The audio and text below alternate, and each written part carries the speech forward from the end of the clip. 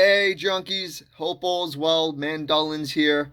I know it's been a minute, but I finally created something that I feel is worth throwing up on Junk TV. We're going to do a Moroccan chickpea almond stew of sorts. The recipe is heavily inspired by a couple of Moroccan recipes that I've looked up. So it's not anything in particular, but again, a lot of those flavors are going to come from that part of the world. So as you can see, we have our almonds to the right. They're just whole, natural almonds. We're going to toast them in the oven at 350 for about 5 to 10 minutes. Not really rocket science. And again, we have our chickpeas, which are hydrated, but I've also included the bulk packaging as well. Also, not rocket science. I know we've made things with chickpeas before. You can check the link below for those recipes. But basically, you're just gonna hydrate your beans by wetting them overnight for about 24 hours, and they double in size. There's really zero need to buy the chickpeas in the cans. I'm not really a proponent of buying any legume, bean, anything like that in the cans. If you look in the ingredients, you get a lot of other shit than actually what you're buying. It really should just be water and the bean itself, and then it hydrates and basically doubles in size. If you look in the ingredients in those cans, you see a bunch of chemicals and stuff that you really can't even pronounce. With the addition of sodium, they throw a bunch of sodium in there for reasons unknown to me. So let's get these almonds roasted off. There's the chickpeas, and we're going to start cutting our vegetables, and we'll get started. Again, thanks for joining us again. Definitely subscribe, keep you up to date on whatever Junk's doing, whether it's the Twitch radio show or the other events we're going to start doing again. And again, hope all is well, guys. And I'm sure as shit hope you're not living in Texas at the moment. Here are the almonds before we put them in the oven. Like I said before, we're going to stick them in at 350 for 5 to 10 minutes. Just watch them. You don't want them to burn. Obviously, nuts have a lot of oil in them, and by the time you smell that burning, it's probably too late, and almonds aren't cheap, so you don't want to have to ditch them and do it again. So, throw them in 5 minutes, look at them. Not rocket science, they don't have to be perfect, but you definitely do want to roast them. And I failed to mention in the beginning that this recipe will be vegan. Your main sources of protein will be the almonds and the chickpeas in the stew. So I cannot emphasize that enough. This will be vegan, no meat, but equally delicious. So as always, we're going to start off with seasoning our oil. Being that this is going to be a vegan stew, we'll be doing that with just our aromatics. So we're going to make a paste with our garlic and peppers. The way I got my garlic like this to begin with is by using my handy dandy microplane. So we're going to make this into a paste, which is just add a little salt to it. And then we're just going to chop it up. And when it's done, I'll show you that before we add it to our oil. And in terms of oil, we're just using a very simple olive oil. You don't want to use an extra virgin or anything too processed like that. And again, the flavor profile we are going is Moroccan, so there's really no need to use a coconut oil or anything too cute. Just use olive oil. Make sure it's olive oil and not some blend. So here we go, junkies. Here's our little flavor packet that we minced up and made into a paste with just the garlic and the peppers. And we added some salt to it, some coarse sea salt. And the salt has a couple of functions, one of which is to draw out the moisture. I mean, that's what salt does. But the other which for this function is that all those coarse salt crystals act as teeth. We've added our minced garlic and pepper paste to the oil.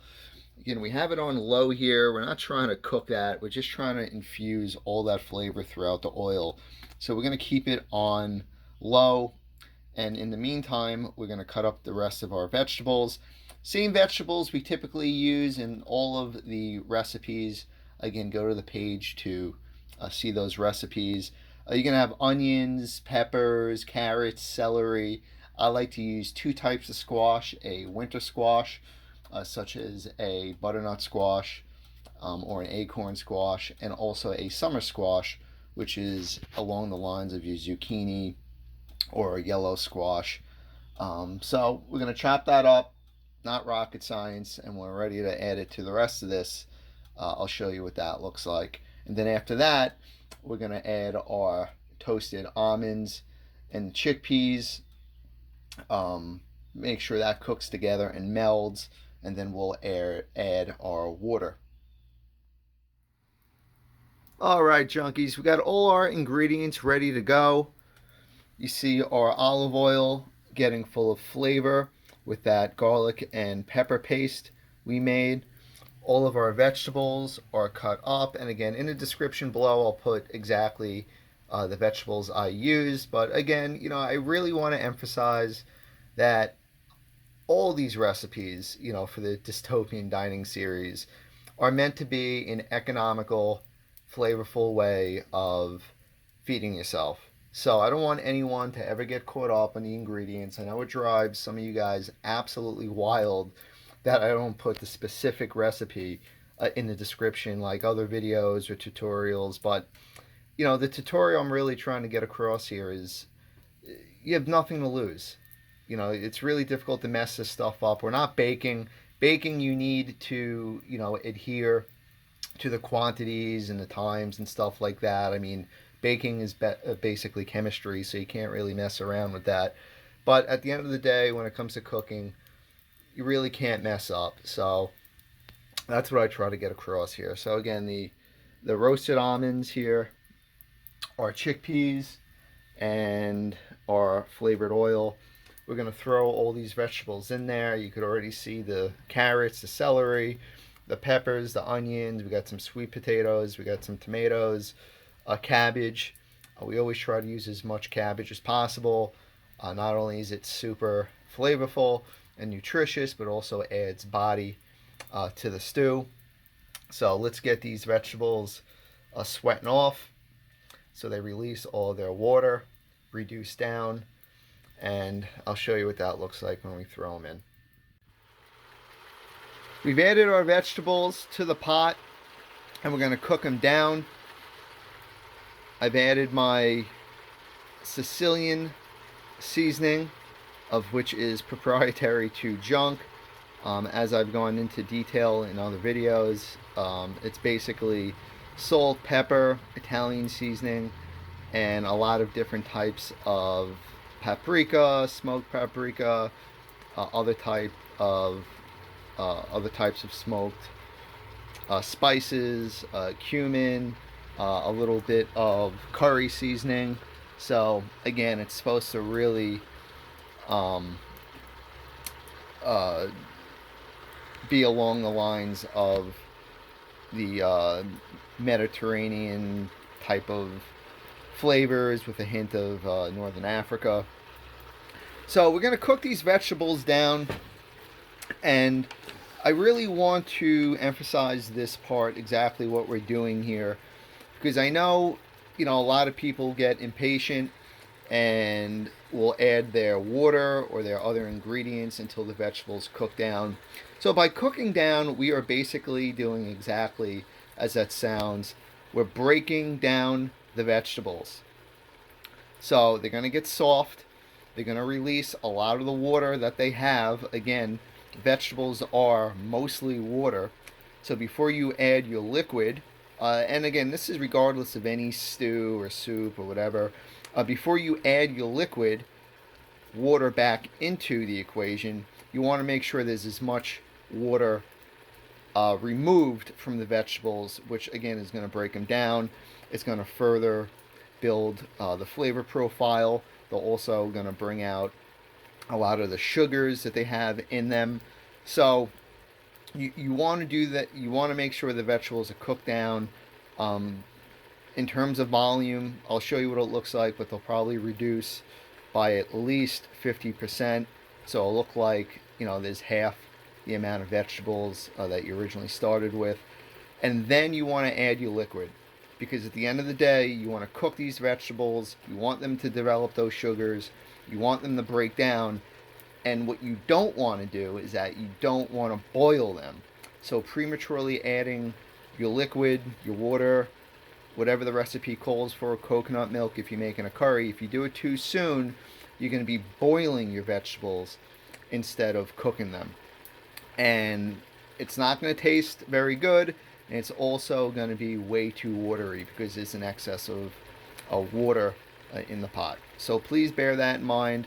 Take it medium heat, as you can see here. Don't get too cute. Don't try to hurry it up. Put it on high, because you're gonna, walk away. You're gonna go, hop on Tinder or Bumble, and you're gonna get distracted. And next thing you know, you're gonna smell something burning, and it's gonna be too late, and your stew's gonna be ruined. So please bear that in mind. So after about 10 minutes, this is what our vegetables look like.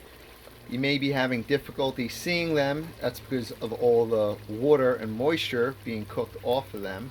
That's what that steam is, as we said before. That's why you want to cook them down and make sure those flavors and sugars develop. What we're now going to add is a little bit of hot sauce. This is also going to function to deglaze the bottom of the pot. So I'll hold this here the best I could. Whoa. And show you all that flavor on the bottom that we want to get off. And like we've discussed in prior videos, deglaze the pot. Also, when you're usually cooking with meat or animal proteins, you'll get those tasty bits on the bottom as well, or the fond, as the French call it. So we'll continue cooking away a few more minutes, and then we'll add our chickpeas and almonds. Then make sure those meld together. Then we'll add our water, bring it to a boil, and let it reduce for the next 4 or 5 hours. So now it's time to add in our chickpeas. So we're gonna do exactly that.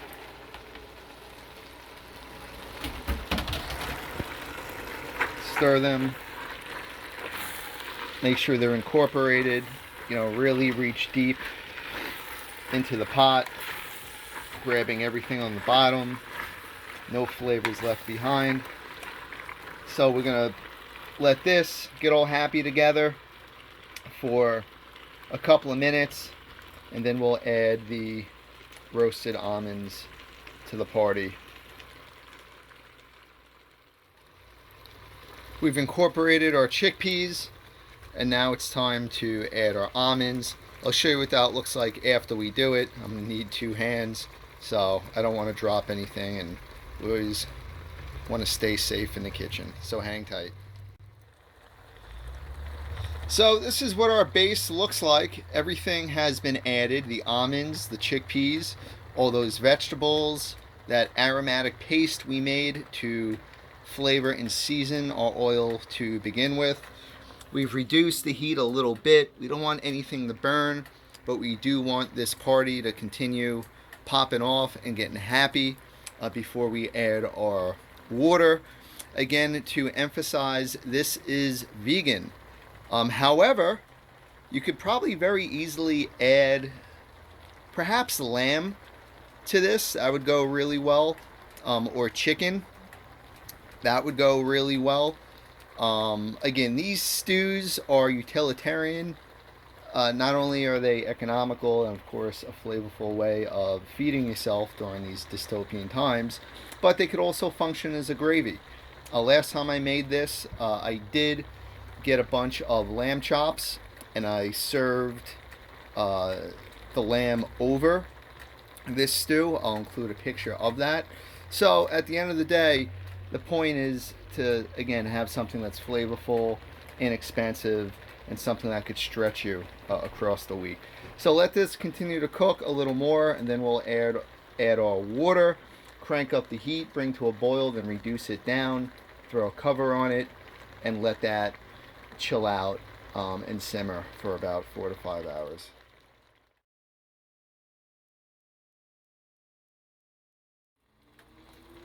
I do want to show you exactly how much is in this pot I'm using. When I'm done, I'll actually look to see how many quarts it is, but it's pretty standard. It is about half full when you pack down all the ingredients we have here. So again, it's not a science, but you know, people do ask, oh, you know, how much, or how much did the vegetables reduce down? So here you can see it. Let's add our water. And again, this is just water we're adding. It's not coconut milk or anything like that.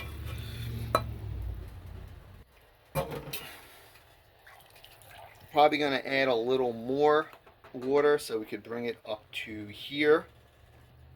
And I know it may seem like a lot of water, but again, it's all going to reduce down. And that was the point of making sure your vegetables are properly cooked and broken down.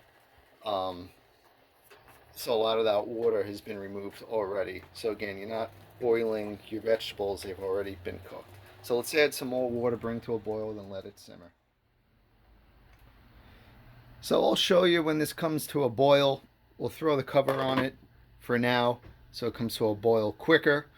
And then again, we'll move this to a simmer and remove the cover, you know, have it half off so moisture is able to escape from it. But for now, let's have this come to a boil. All right, junkies, as you can see, this has come to a boil. We don't want this to boil over and make a mess. So we're going to kill the heat right now. Boom. Bring it down to like a 2. Oh, it's making a mess. I'm too busy filming this and paying attention. But shouldn't be too bad. The heat's already down. And like I said, what we also want to do is, when this calms down, and it'll calm down, and we put the cover back on, you want to make sure it's not fully on, because for this to properly reduce down, moisture, water has to leave the pot, right? It can't just hit the top and go back down. So this will come down to a simmer.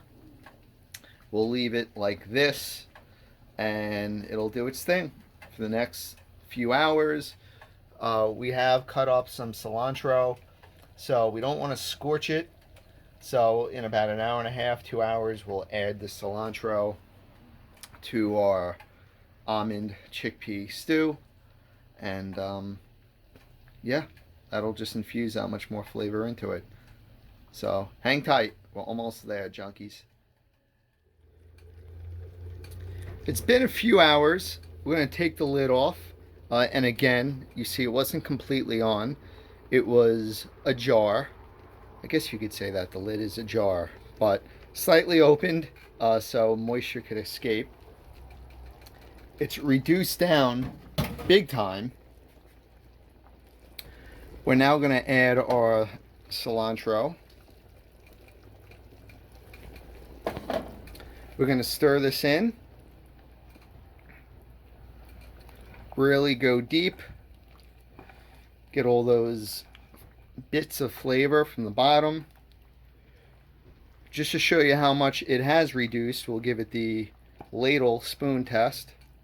We'll see if it's thick enough. Look at that, huh? So it's only going to get thicker because we're going to let it go about another hour and a half, 2 hours. So that'll make it about 5 hours on a simmer. And the next time we take a look at this, it'll be finished, ready to plate up. So we'll see you then, junkies. All right, junkies, this has been stewing away for about 5 hours. We killed the heat on this. As you can see, it is off. So let's pop the top, give it one last stir, give it the spoon test to see if it reduced enough. I could already tell you it has. If you recall how high this was, it's reduced by about 25%. So one last stir. Look at those colors. Look at those chickpeas. Look at those almonds. Look at all that vegan goodness. Let's do this. Look at that. That's a beautiful thing. That stir is stiff. That ain't moving. So let's plate this up and we'll finish off the video, this episode of Dystopian Dining. I'll also show you what I decided to pair the vegan almond chickpea stew with. Typically, I cook with very strong flavors.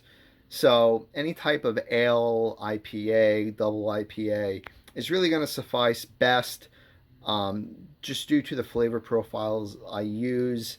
Even though my favorite beers are Pilsners or a good lager, it's just too strong, those flavors. So in a second, we'll get this bowled up and I'll show you exactly what I decided to pair it with in terms of beer. So hang tight and let's finish this video off strong. And here we go. This is our vegan stew all bowled up. You could see the ingredients that we chose to use.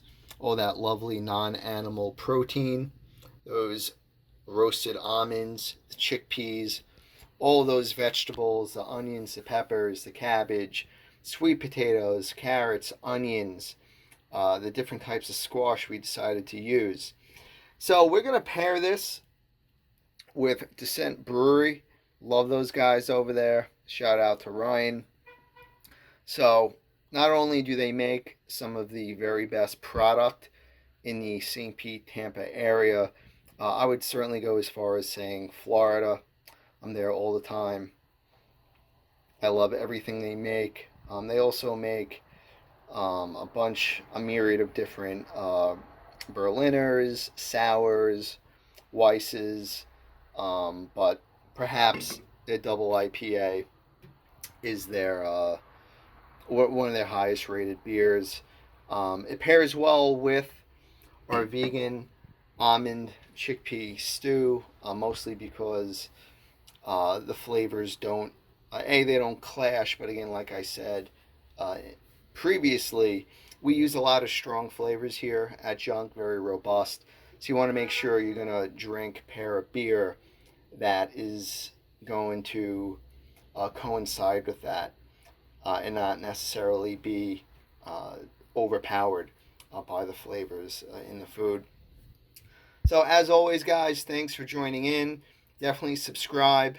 It'll allow you to be updated when we post new content, whether it's the Twitch, radio shows, whether it's a Dystopian Dining. I promise we will be doing more of these cooking videos. It's important that you guys try. There's no failing here. This ain't bacon. This isn't chemistry, so there's really no way you could fail as long as you try. And also, as I said previously, this stew is perfect as is, but also feel free to pair it with other meat. This would go very well with both chicken and lamb to really round out the whole Moroccan, Northern African vibe. So, thanks for tuning in. Wash your junk, and I will see you guys soon.